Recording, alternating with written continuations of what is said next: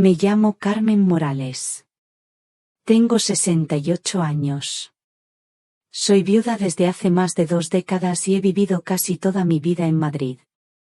Nunca pensé que, a mi edad, todavía habría un golpe tan duro esperando en la esquina de mi destino.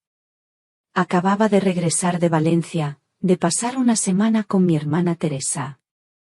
Ella llevaba 2 años insistiendo en que la visitara. Y al fin, acepté. Fue un respiro que me devolvió algo de juventud.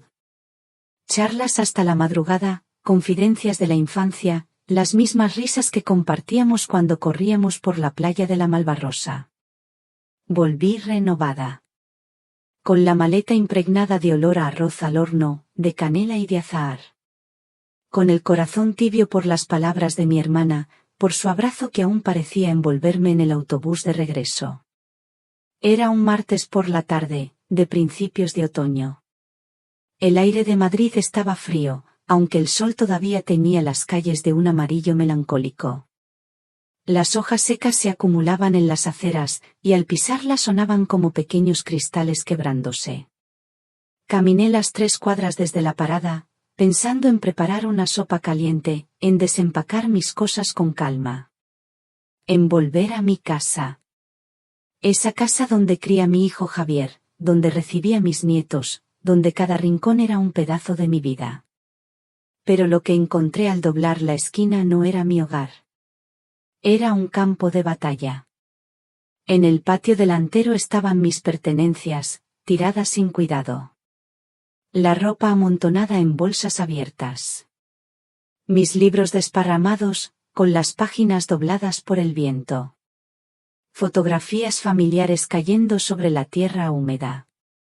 Hasta mi vieja olla de barro, la que usaba para el cocido, estaba allí, rota en un costado como si fuera basura. Me quedé inmóvil. El corazón empezó a golpear con fuerza, desbocado, como queriendo escapar de mi pecho. Al principio pensé en un robo.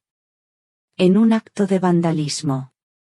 Pero pronto me di cuenta de que nada estaba forzado. La puerta estaba cerrada con llave.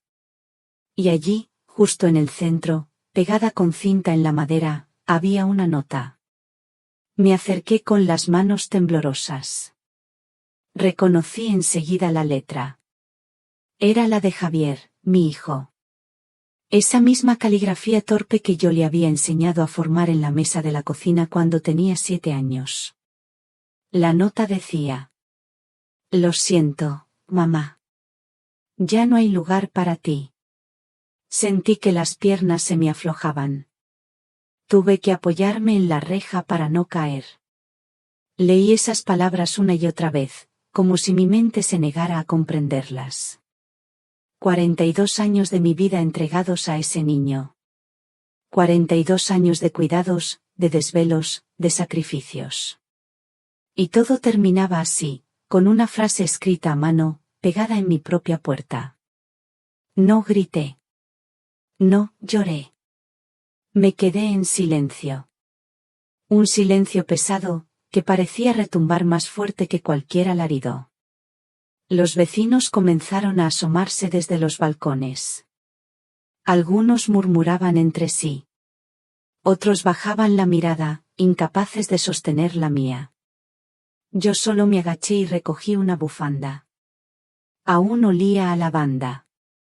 Ese gesto sencillo me dolió más que la nota. Porque comprendí que mi vida había cambiado para siempre. Mientras guardaba mis pertenencias en una caja improvisada, vi llegar a doña Isabel. Mi vecina de toda la vida. Una mujer fuerte, de esas que han visto demasiado para asustarse con facilidad. Tenía los ojos arrugados por la preocupación. Carmen, me dijo en voz baja, casi como un lamento. ¿Qué ha pasado aquí? No pude responderle de inmediato. Le mostré la nota. Ella la leyó y, al terminar, apretó los labios con rabia. Esto es una humillación. No mereces algo así. Yo no dije nada. Solo seguí recogiendo un par de álbumes de fotos que estaban abiertos sobre el suelo, manchados por el barro.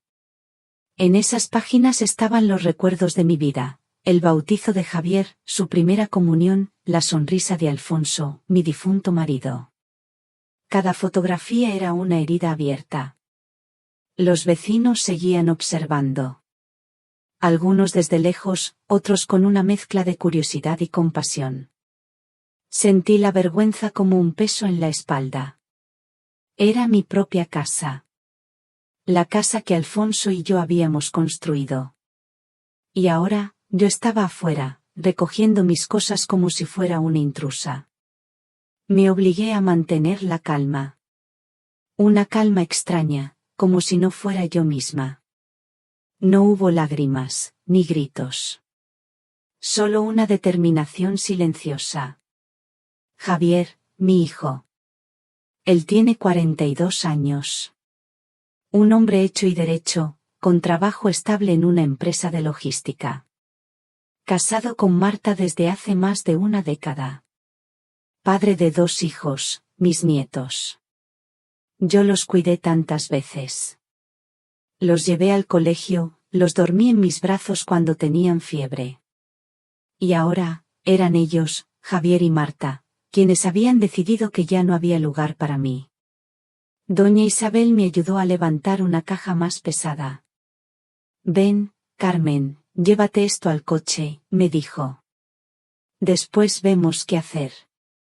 La seguí, todavía con las manos temblorosas.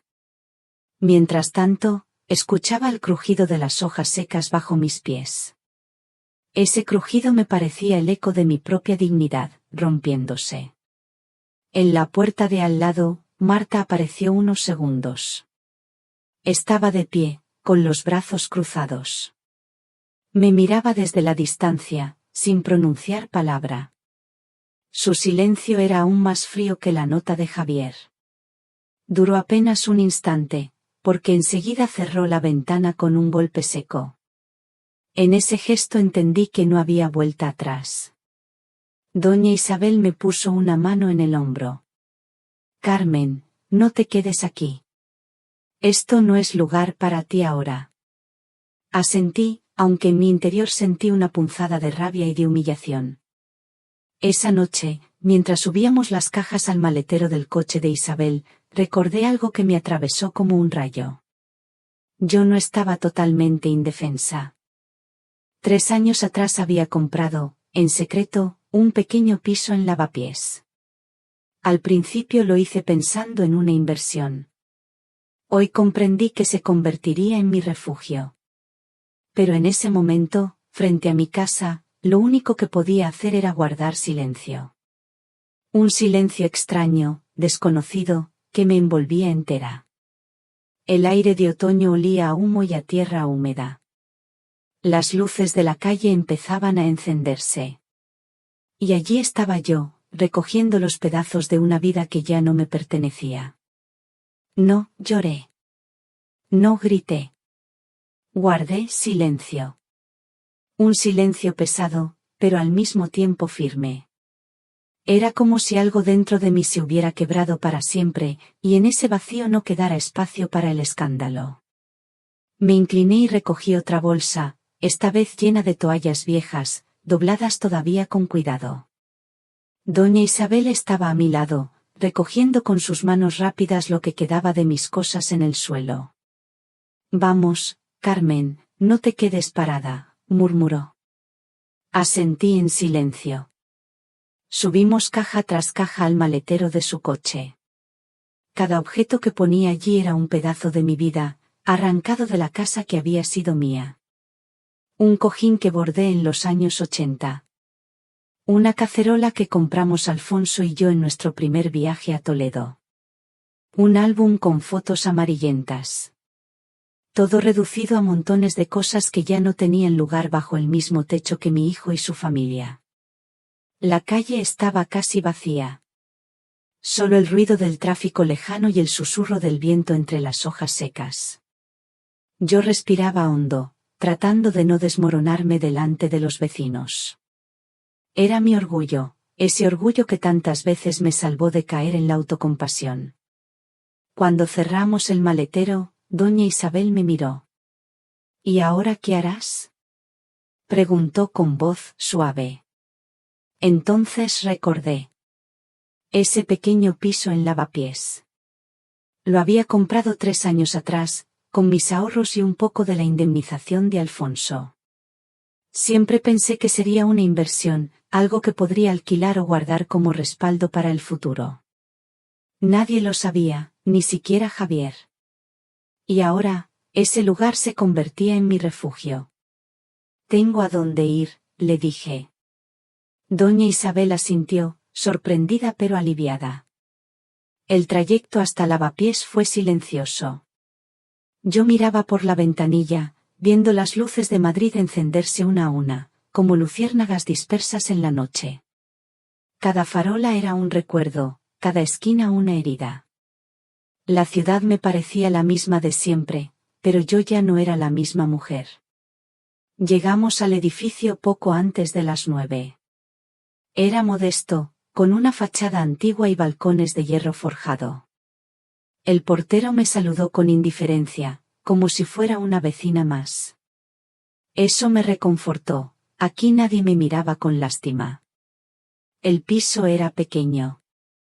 2 habitaciones, una sala sencilla, una cocina estrecha. Tenía una terraza diminuta desde donde se veía la ciudad entera. Las paredes estaban limpias, aunque desnudas. El aire olía a polvo guardado, pero era un olor mío, solo mío. Entré con la primera caja entre los brazos. Dejé la maleta en un rincón y me quedé de pie, observando el lugar. Era humilde, sí. Pero era mío. Un espacio que no dependía de nadie más. Ni de Javier. Ni de Marta. Esa noche no encendí muchas luces. Coloqué un par de lámparas, saqué una manta y me senté en una silla junto a la ventana. Madrid se extendía frente a mí, con miles de luces parpadeando en la oscuridad. Me quedé mirando en silencio. Recordando. Pensé en Alfonso. En cómo nos conocimos en una verbena de barrio. En su manera de reír, franca y ruidosa. En sus manos ásperas, siempre manchadas de grasa por el trabajo en el taller. Me casé con él a los 24 años. Él murió joven, demasiado joven, de un infarto fulminante. Yo tenía 45. Javier apenas 19. Ese día creí que no podría seguir adelante.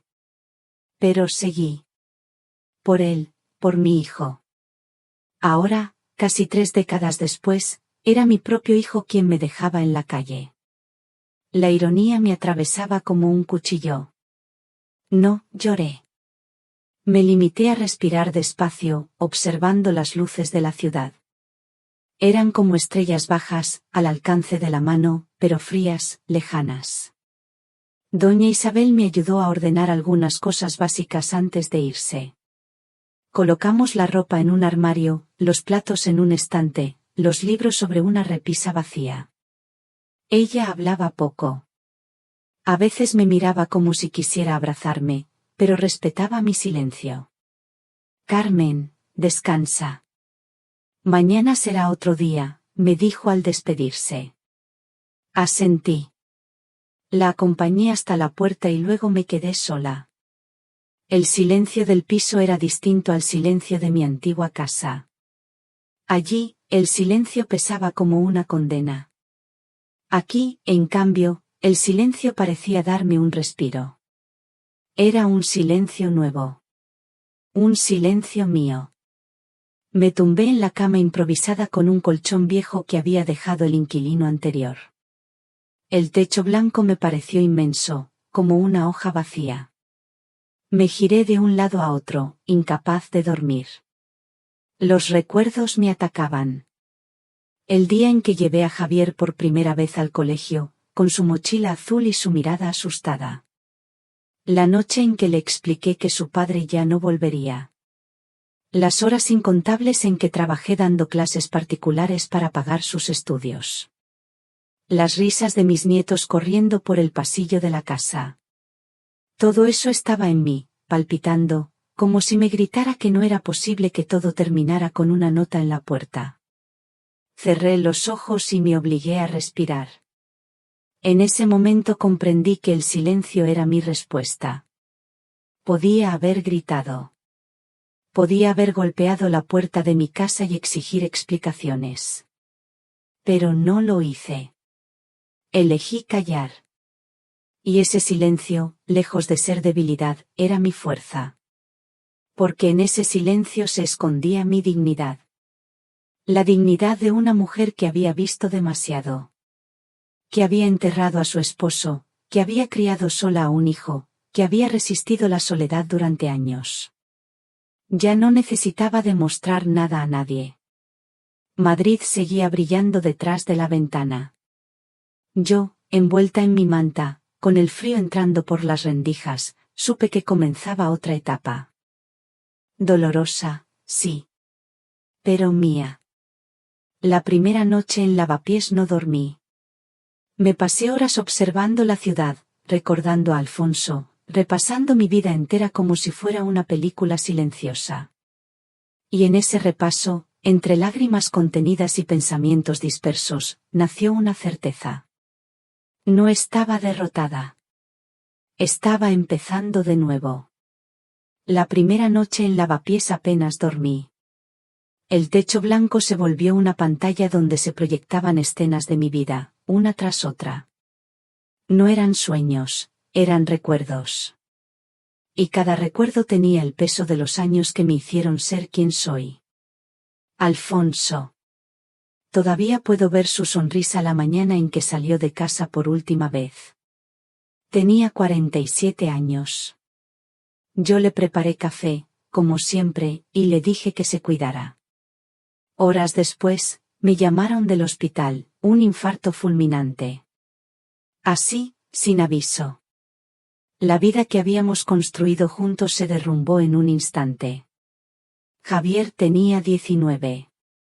Demasiado joven para perder a su padre. Demasiado frágil para entender que la muerte es un muro que nadie puede escalar. Esa noche lo encontré llorando en su habitación. Me dijo entre sollozos, «Mamá, necesito a papá para hablar de mi futuro». Yo lo abracé, aunque por dentro yo también me sentía huérfana. No solo perdí a mi esposo, perdí al compañero con quien compartía las cargas. Pero no podía mostrarme débil. Sabía que, desde ese día, debía ser fuerte por los dos. Comencé a dar clases particulares de lengua y matemáticas. A las 7 de la mañana ya estaba preparando desayunos para 2, y después me quedaba hasta el mediodía enseñando a niños del barrio. Por las tardes, atendía la casa, cocinaba, lavaba, planchaba. Y en las noches, repasaba con Javier sus tareas. Todavía recuerdo aquellas horas en la cocina, con la luz amarillenta del flexo iluminando los cuadernos.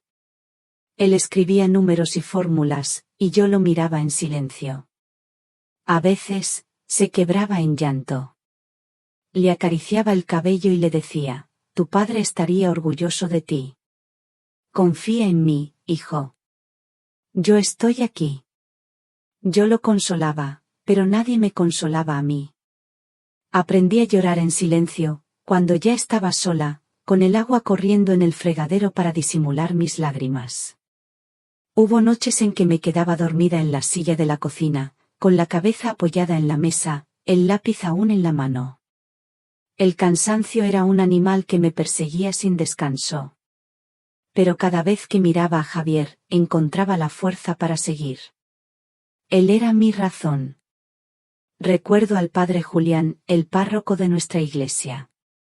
Un hombre sereno, de voz pausada.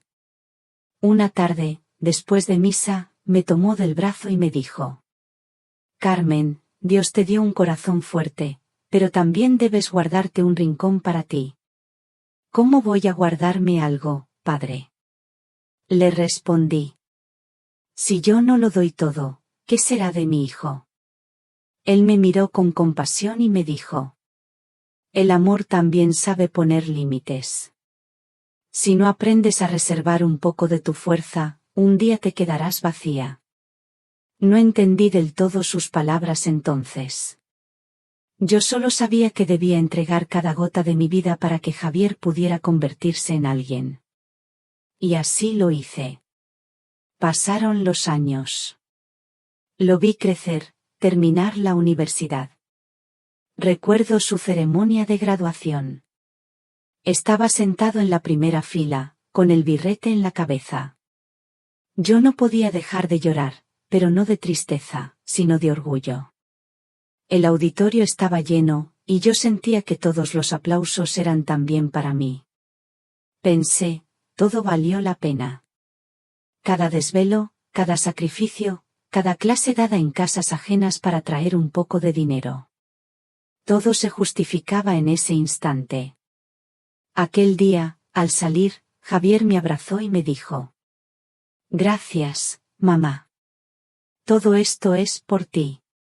Y yo, ingenua, creí que esas palabras me acompañarían para siempre.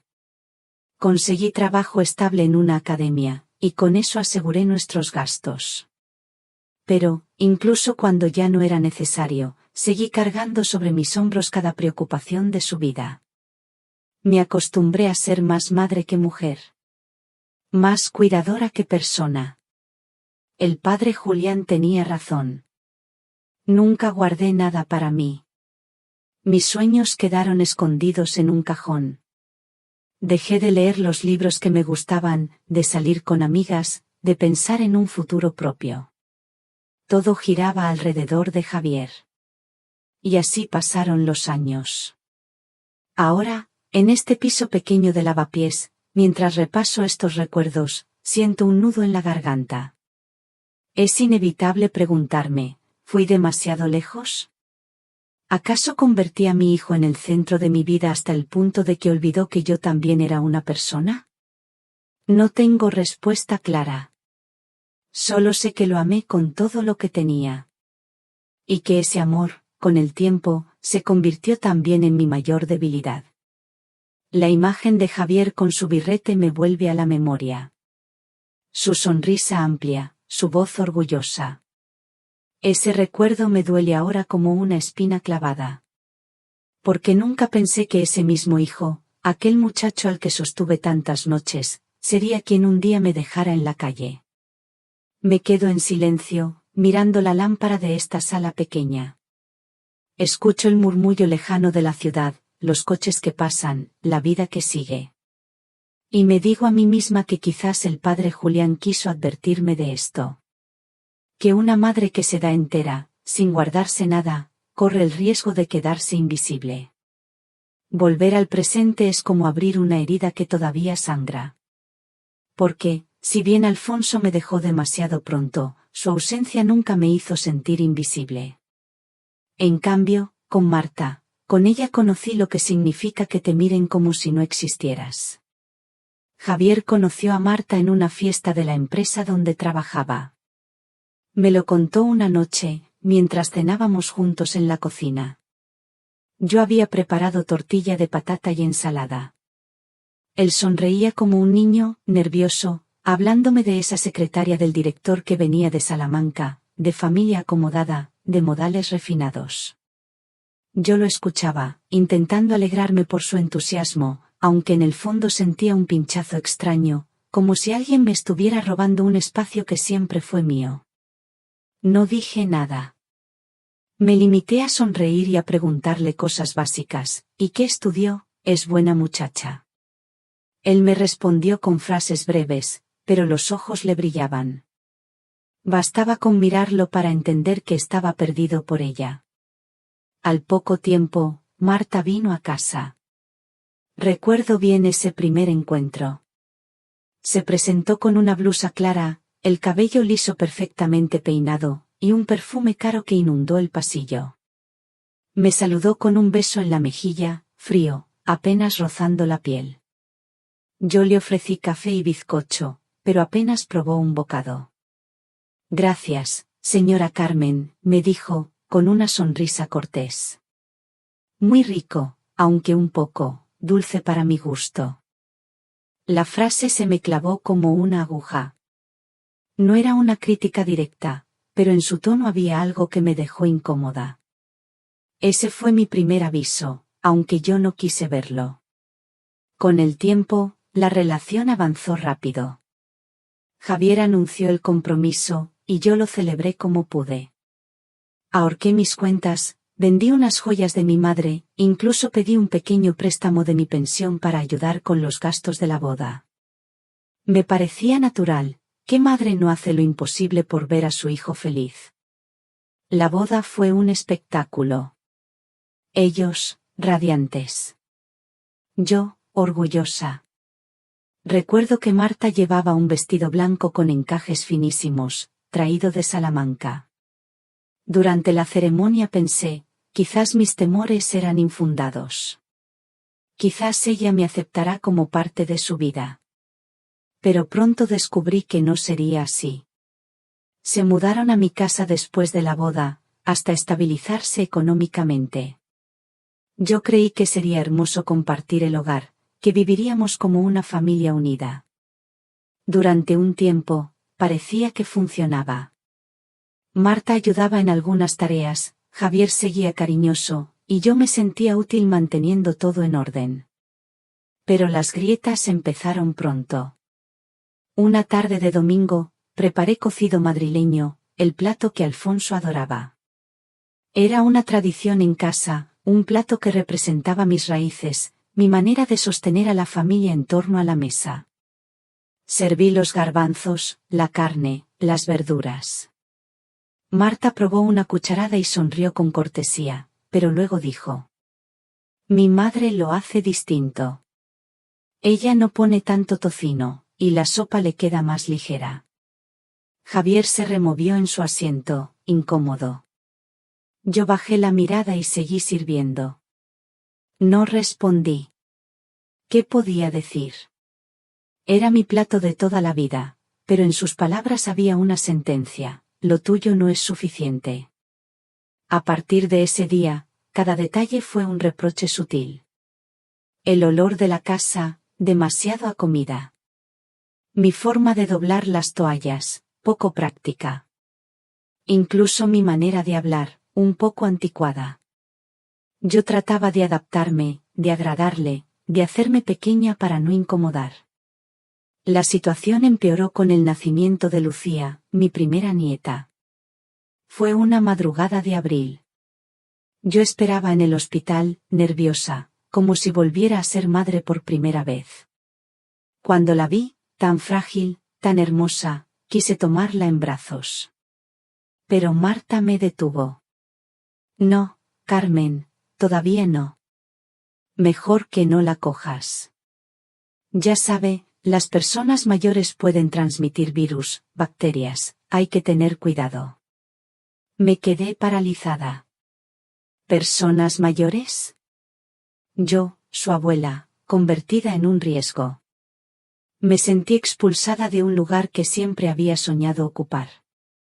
A partir de entonces, solo podía mirar a Lucía desde lejos, como si yo fuera una extraña. No me dejaban bañarla, ni cambiarle los pañales, ni arrullarla en la noche. Me ofrecía cuidarla cuando Marta quiso volver a trabajar, pero ella dijo que prefería una guardería. Necesita a alguien joven, con reflejos rápidos. Aquellas palabras fueron cuchillos que aún hoy siento clavados.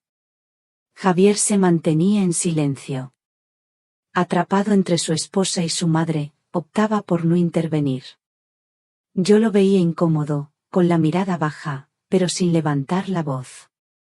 Ese silencio suyo fue para mí la peor traición. Me convertí en un mueble dentro de mi propia casa. En las comidas familiares, me sentaba en la esquina de la mesa, apenas hablaba. Si intervenía en la conversación, Marta respondía con frases cortas, y el ambiente se helaba. Yo, entonces, aprendí a callar. A ocupar menos espacio. A hacerme invisible. Una tarde, mi amiga Amalia vino a visitarme. Nos conocíamos desde jóvenes, cuando compartíamos tardes en la plaza y charlas interminables. Al entrar en casa, notó enseguida la tensión en el aire. Esperó a que estuviéramos solas en la cocina y me dijo: Carmen, si no te respetan en tu propia casa, terminarás desapareciendo. Sus palabras me dolieron porque eran verdad. Ya estaba desapareciendo. Cada día era menos yo. Menos mujer, menos madre, menos persona. Esa noche me acosté temprano, fingiendo dolor de cabeza. Escuché a Javier y Marta hablando en la sala, riendo entre ellos, planeando un viaje. Yo, en cambio, me quedé sola en mi habitación, mirando el techo, sintiendo que los muros de mi casa ya no me pertenecían. Con el tiempo, aprendí a moverme en silencio. A limpiar cuando no había nadie, a comer rápido y apartar mi plato, a evitar discusiones. Era como si mi vida se redujera a las tareas domésticas, mientras ellos vivían en el centro de la casa, como si yo fuera una sombra. Mirando atrás, me doy cuenta de que ahí comenzó el verdadero exilio. No fue la nota en la puerta lo que me expulsó. Fue este lento proceso de borrarme, día tras día, hasta convencerme de que no tenía derecho a reclamar un lugar. Marta, con sus críticas, con su sonrisa cortés y sus frases envenenadas, logró lo que la vida nunca había conseguido: hacerme sentir sobrada. Un estorbo. Un peso. Y lo más triste es que yo lo permití. Acepté esa invisibilidad, creyendo que así protegería la paz de Javier. Ahora sé que fue mi error más grande. Dicen que las decisiones más importantes de la vida se toman en silencio. Y en mi caso fue así. Nadie supo nunca, ni siquiera Javier, que años antes de aquella nota cruel en la puerta, yo ya había plantado la semilla de mi independencia. La idea nació una tarde cualquiera, después de una discusión insignificante con Marta. Ella había vuelto a criticar cómo doblaba las sábanas, como si fuera un fallo imperdonable. Recuerdo que dijo: mi madre las guarda de otra manera, Carmen. Mucho más ordenadas. Yo asentí, bajé la cabeza, recogí la ropa y me fui a mi habitación. Allí, sentada en el borde de la cama, sentí un nudo en la garganta. No era por las sábanas. Era por la sensación de no tener lugar en mi propia casa. Aquella noche apenas dormí. Me levanté a las 5 de la mañana, preparé café y me quedé mirando la ventana de la cocina. La ciudad aún estaba oscura. En el silencio de la madrugada, me prometí algo: nunca volvería a quedarme sin opciones. Pasaron semanas antes de que hiciera nada. Pero la idea crecía dentro de mí como una semilla que empuja la tierra. Guardaba lo que podía de mis clases particulares, ahorraba de la pensión, y poco a poco formé un pequeño fondo. No era mucho, pero era mío. Un día, en el mercado, escuché a dos mujeres hablar de pisos en Lavapiés. Decían que aún quedaban apartamentos viejos, baratos, que se podían comprar al contado si uno tenía algo ahorrado. Me quedé escuchando, fingiendo mirar las manzanas. Y supe que ese era el destino de mis ahorros. No conté nada a nadie.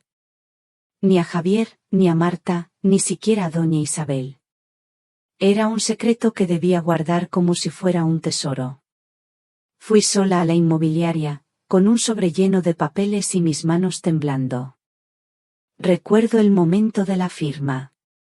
La mesa de madera, el bolígrafo frío, el agente repasando los documentos sin sospechar lo que significaban para mí. Cuando estampé mi firma, sentí que recuperaba un pedazo de mí que creía perdido. Ya no era solo la madre, la abuela, la mujer invisible en su casa. Era dueña de algo. De un espacio propio. El piso no tenía nada especial. 2 habitaciones pequeñas, una sala modesta, cocina estrecha, baño antiguo. Pero cuando entré por primera vez y abrí las ventanas, respiré como si llevara años sin aire. El sol de la tarde se colaba por los cristales y acariciaba las paredes desnudas. Olía a polvo, a abandono, pero también a libertad. Caminé despacio, tocando cada pared, cada rincón. Imaginé mis cosas allí, mis libros, mis fotos, mis manteles bordados. Era un lugar donde podía existir sin pedir permiso. Donde nadie me diría que cocinaba con demasiada sal o que cargaba mal a mi nieta. No me quedé a vivir allí de inmediato. Lo alquilé un tiempo, para que generara un ingreso extra. El dinero me daba tranquilidad, y las llaves, guardadas en un cajón secreto, me daban paz. Era como llevar un amuleto en el bolsillo, la certeza de que, si algún día lo necesitaba, tendría a dónde ir. Hubo tardes en que iba sola a revisar el piso. Lo ventilaba, limpiaba un poco, me sentaba en la terraza y miraba la ciudad. Allí soñaba. Imaginaba una vida distinta, con mis rutinas, mis decisiones, mis silencios. Eran fantasías que luego guardaba en un rincón de la mente cuando regresaba a la casa de Javier. Pero me daban fuerza. En esos momentos comprendí que, aunque Marta intentara reducirme, yo aún conservaba un rincón intacto dentro de mí. Un rincón que nadie podía tocar. La semilla de la independencia estaba plantada. No lo sabía entonces, pero ese pequeño apartamento sería la tabla de salvación cuando llegara el día en que me echaran de mi propia casa. Hoy, al recordarlo, me siento orgullosa de aquella Carmen que firmó en silencio, sin contar con nadie, sin esperar aplausos. Fue un acto pequeño, casi invisible, pero en realidad fue un grito: yo también existo. Ahora, mientras escribo estas palabras en mi mente, pienso que esa decisión fue la primera vez, en mucho tiempo, que me elegí a mí misma. Y esa elección cambió todo.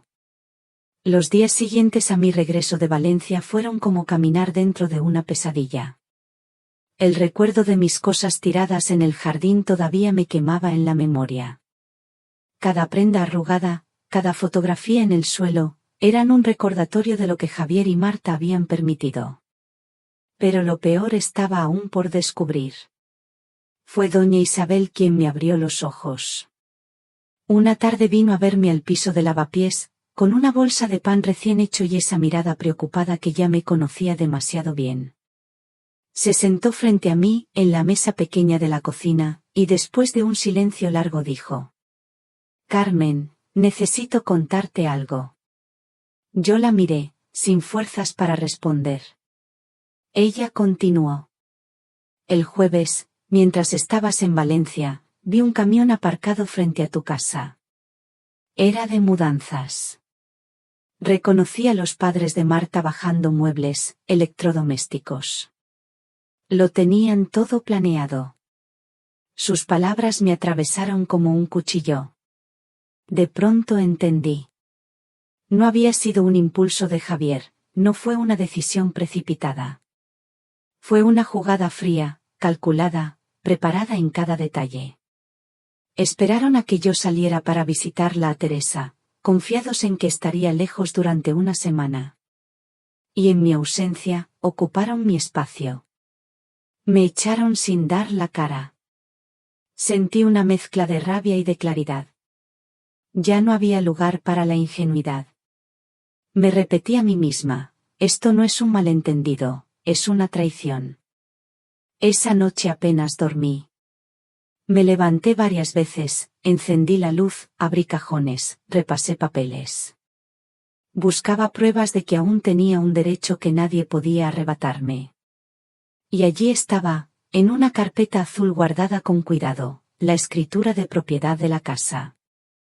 Mi nombre escrito con tinta oficial, con sellos y firmas que lo confirmaban. La casa era mía. Siempre lo había sido. Me quedé sentada en la cama, con el documento entre las manos, como si fuera un escudo. Las lágrimas me corrían por el rostro, pero no de tristeza, sino de furia contenida. Pensé en Alfonso, en cuanto luchamos para pagar aquella vivienda. Pensé en las noches de desvelo, en los sacrificios, en todo lo que había dado. Y ahora me querían borrar como si nunca hubiera existido. No podía permitirlo. Al día siguiente, busqué ayuda. Pregunté a doña Isabel si conocía un abogado de confianza. Ella me habló de don Álvaro, un hombre mayor, con oficina en el centro, que había trabajado con varios vecinos del barrio. Fui a verle esa misma semana. Recuerdo bien ese despacho. Muebles de madera oscura, estanterías llenas de carpetas, un crucifijo colgado en la pared. Don Álvaro me recibió con un apretón de manos firme, de esos que transmiten respeto. Me pidió que me sentara y que le contara todo desde el principio. Yo hablé despacio, repasando cada detalle, mi viaje a Valencia, el regreso, mis cosas en el jardín, la nota en la puerta. Él escuchó sin interrumpir, tomando notas con una caligrafía precisa. Cuando terminé, guardó silencio un instante y luego dijo: Doña Carmen, la ley está de su lado. Levantó la vista y me miró a los ojos. La casa está a su nombre, ¿verdad? Asentí y le mostré la escritura. La revisó con cuidado, pasó las páginas, y finalmente dijo con firmeza: No tenga la menor duda, usted es la única propietaria. Nadie puede echarla, ni siquiera su hijo. Sus palabras fueron como un bálsamo. Después de tanto dolor, por fin alguien me devolvía la certeza de que no estaba completamente despojada. Tenía derechos. Y podía defenderlos. Don Álvaro me explicó con calma que lo que habían hecho Javier y Marta era un abuso, pero que la justicia me daba herramientas. Podía enviar una notificación legal, dar un plazo para que desocuparan la casa, y si no lo hacían, iniciar un proceso formal. No está sola, añadió. Usted tiene la ley de su parte. Salí del despacho con una sensación extraña. No era alegría, tampoco alivio. Era una mezcla de serenidad y determinación. Por primera vez en mucho tiempo, sentí que podía levantar la cabeza. Al caminar por las calles del centro de Madrid, con el documento doblado en el bolso, noté cómo el aire me resultaba distinto. Frío, sí, pero también limpio. El mismo frío que sentí al descubrir la traición de Marta y su familia, ahora se transformaba en lucidez. Ese frío me ayudaba a pensar con claridad. Comprendí que el silencio que mantuve aquella tarde, cuando leí la nota en la puerta, había sido el inicio de una nueva etapa. No grité, no golpeé, no imploré. Y ahora, gracias a esa calma, podía actuar con firmeza. No desde la desesperación, sino desde la certeza de que aún tenía voz. Esa noche, de regreso en Lavapiés, me senté en la terraza del piso. La ciudad brillaba con luces amarillas, los ruidos de los bares llegaban desde abajo, y yo sostenía entre las manos una taza de café. Me repetí en silencio: no voy a hundirme. No esta vez. Sabía que lo que venía no sería fácil. Enfrentarse a un hijo nunca lo es. Pero también sabía que había llegado el momento de defenderme. Por mí, por mi dignidad, por todos los años de vida que había entregado sin condiciones. El descubrimiento fue frío, duro como un golpe de hielo. Pero dentro de ese frío había un fuego nuevo, el de la decisión. El timbre sonó una tarde gris, cuando Madrid parecía cubrirse con una manta de nubes pesadas. Yo ya intuía quién podía ser. Abrí la puerta y ahí estaban, Javier y Marta, uno al lado del otro, como si fueran a enfrentarme en un tribunal. Javier entró sin esperar mi invitación. Miró alrededor con gesto de sorpresa, quizá porque no imaginaba que yo tuviera un espacio propio, modesto pero digno. Marta lo siguió, con su abrigo caro y los ojos enrojecidos como si ya hubiera ensayado el papel de víctima. Mamá, tenemos que hablar, dijo Javier, evitando mirarme directamente. Me senté en la mesa pequeña del salón y señalé las sillas. Adelante. Hablad. Marta se acomodó primero, suspirando con dramatismo.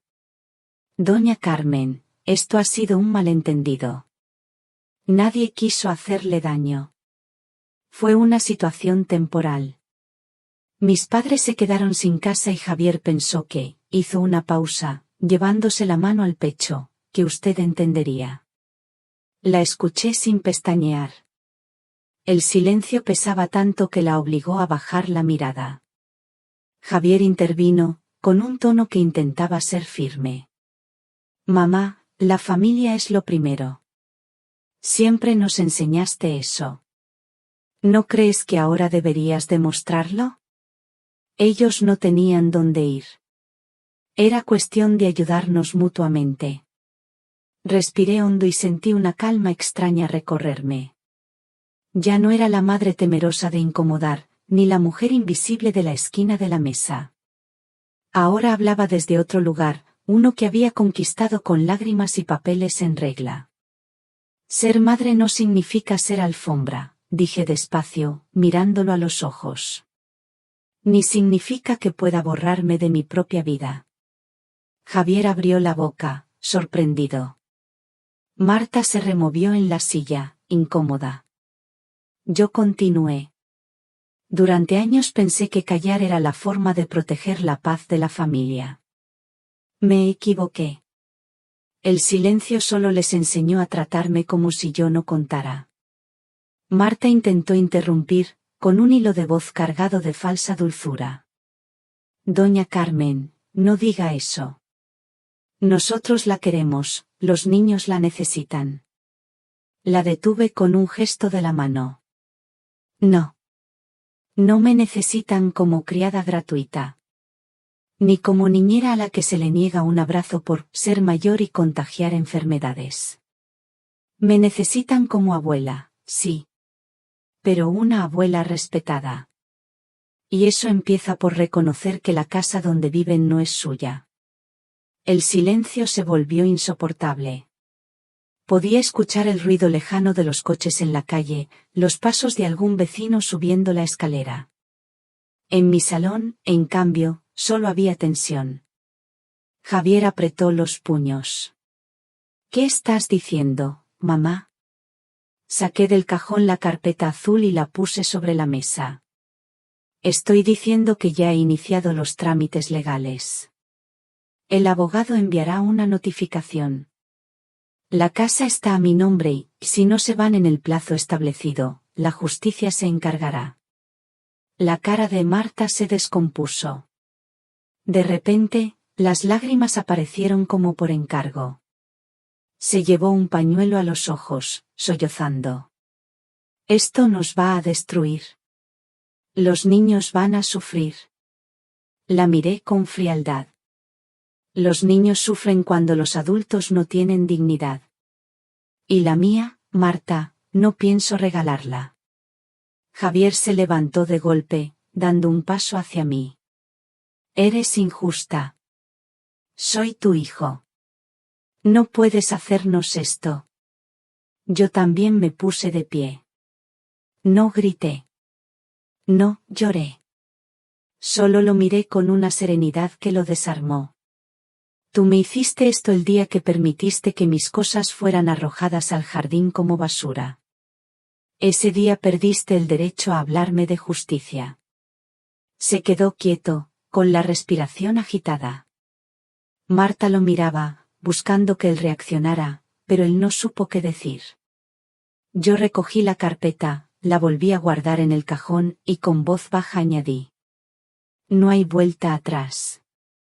La ley está de mi lado, y yo también. Los invité a salir. No lo hice con gritos, sino con un gesto firme hacia la puerta. Se marcharon en silencio, derrotados por algo que no esperaban, mi firmeza. Cuando cerré la puerta detrás de ellos, me quedé unos segundos de pie, escuchando mis propios latidos. El piso estaba en calma. Por primera vez, sentí que ese silencio me pertenecía. Me senté otra vez, serví una taza de té, y pensé en lo lejos que había llegado. De la mujer que aguantaba críticas por un cocido madrileño a la que hoy se enfrentaba a su propio hijo y a su nuera con la frente en alto. La transformación ya era irreversible. Él sobresalió del despacho de don Álvaro una mañana luminosa, con un sello oficial que brillaba bajo la luz. Era un documento sencillo, pero en esas hojas estaba contenida la nueva dirección de mi vida. Una notificación legal que daba a Javier y a su familia 30 días para abandonar la casa que durante décadas había sido mía. Cuando don Álvaro me lo explicó, lo hizo con calma. Doña Carmen, esto no es un acto de venganza. Es justicia. Usted ha sido expulsada de su hogar de manera arbitraria y la ley le devuelve el lugar que le corresponde. Yo asentí en silencio. No necesitaba más palabras. Dentro de mí sentía una mezcla de firmeza y de tristeza. Porque tomar esa decisión era también aceptar que ya no quedaba rastro de aquella complicidad madre-hijo que durante años me sostuvo. El documento fue entregado en mano a Javier. Me lo contó don Álvaro por teléfono. Señora, parecía nervioso, preguntó varias veces si usted estaba realmente decidida. Yo respondí sin dudar. Sí. Estoy decidida.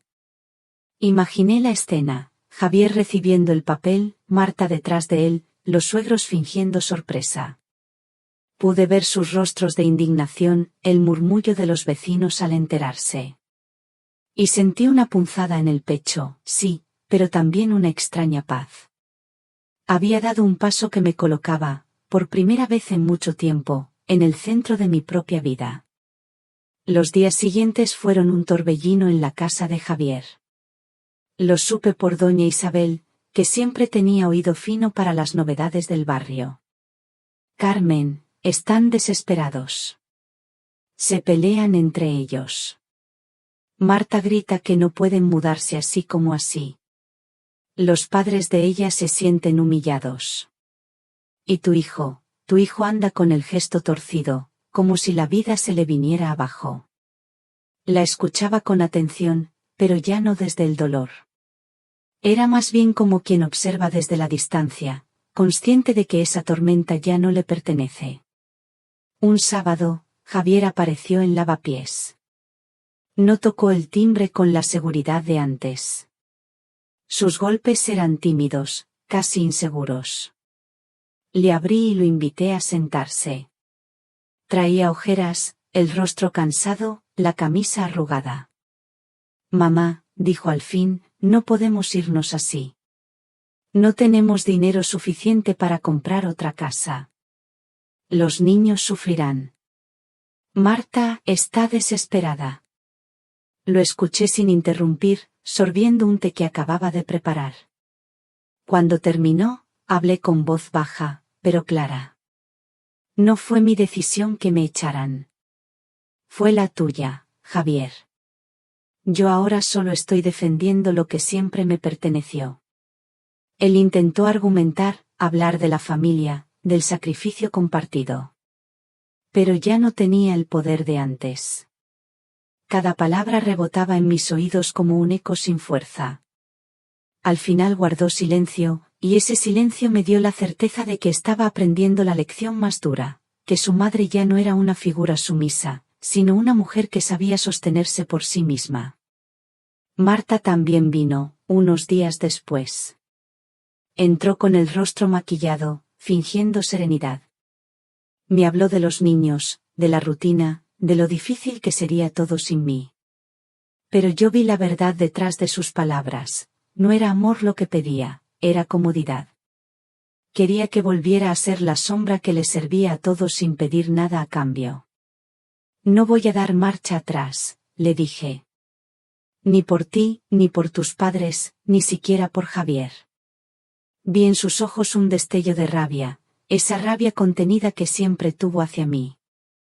Se levantó sin despedirse y salió golpeando la puerta. La familia estaba en guerra interna. Los suegros se quejaban de que Marta no había manejado bien la situación. Marta culpaba a Javier por no controlar a su madre. Y Javier se quedaba en medio, atrapado entre su mujer, sus suegros y la realidad legal que no podía ignorar.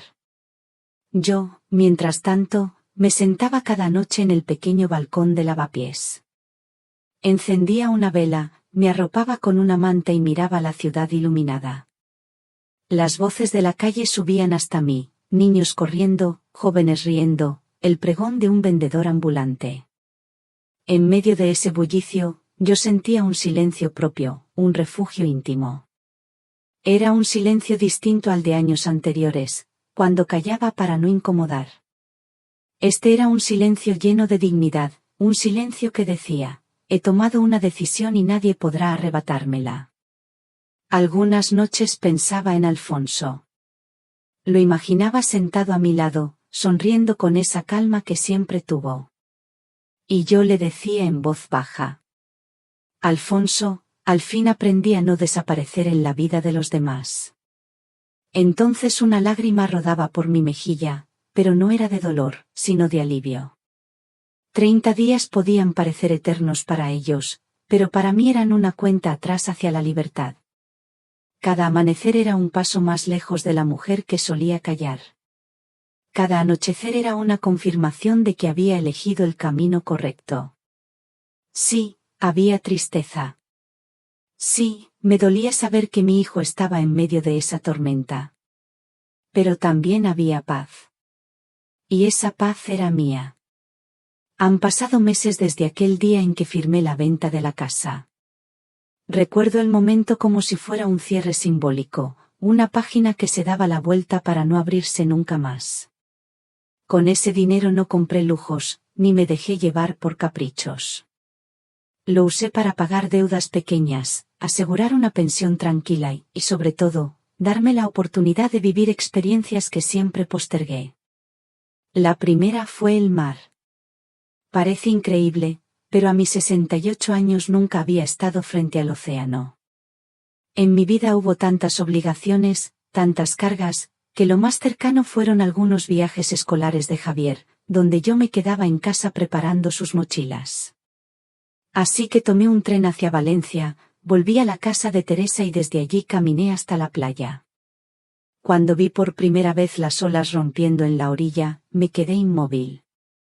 El aire salado me llenó los pulmones, el viento movía mi cabello, y sentí una especie de libertad primitiva, como si en ese instante me liberara de todas las cadenas invisibles que me habían atado tantos años. Me senté en una silla alquilada, con los pies hundidos en la arena, y permanecí allí durante horas mirando el ir y venir del agua. No necesitaba hablar, ni pensar demasiado. Solo mirar. Era como si el mar me dijera que todavía había horizontes para mí. En esa pensión sencilla donde me alojé conocí a otras personas mayores. Doña Mercedes, de 73, recorría toda España después de enviudar. Don Ernesto, recién jubilado, había decidido conocer cada rincón del Mediterráneo. Compartimos historias y risas, y descubrí que no era la única que había sentido el peso del desprecio familiar. Éramos muchos. Y allí, en medio de desconocidos, sentí una compañía sincera. Al regresar a Madrid decidí no volver a encerrarme en el silencio.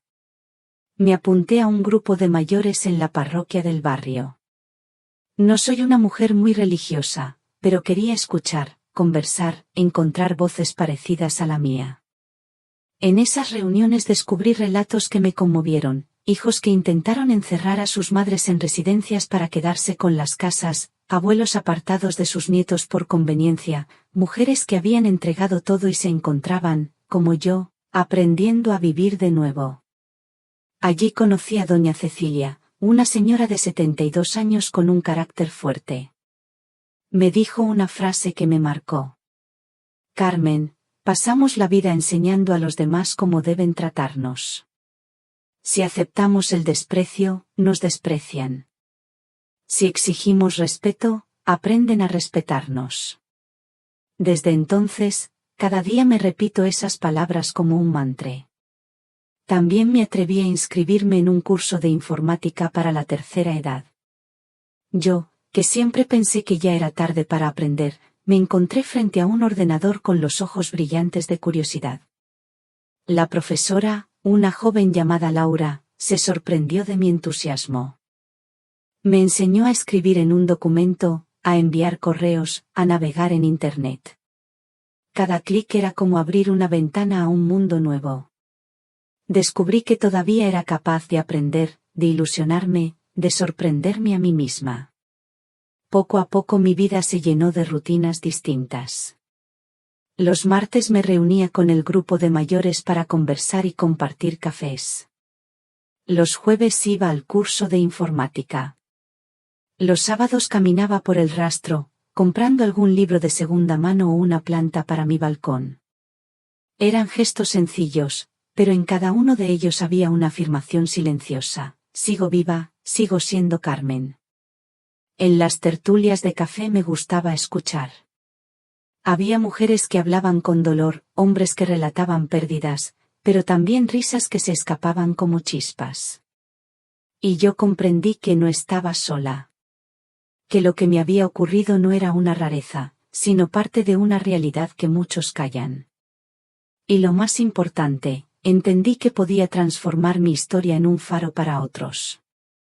A veces, al volver a mi piso, me sorprendía sonriendo sola.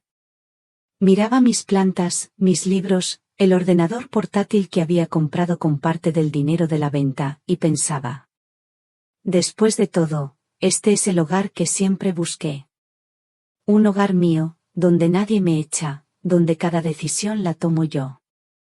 El barrio de Lavapiés, con sus calles estrechas y su mezcla de culturas, se convirtió en mi refugio. Me sentía rejuvenecida caminando entre tiendas pequeñas, saludando a los vecinos, descubriendo un Madrid que antes pasaba de largo porque siempre estaba ocupada sirviendo a los demás.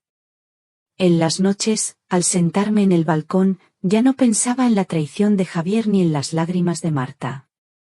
Pensaba en el mar, en las olas que me recordaban que la vida nunca se detiene. Y comprendí algo esencial, que todavía tenía tiempo para descubrir, para elegir, para soñar.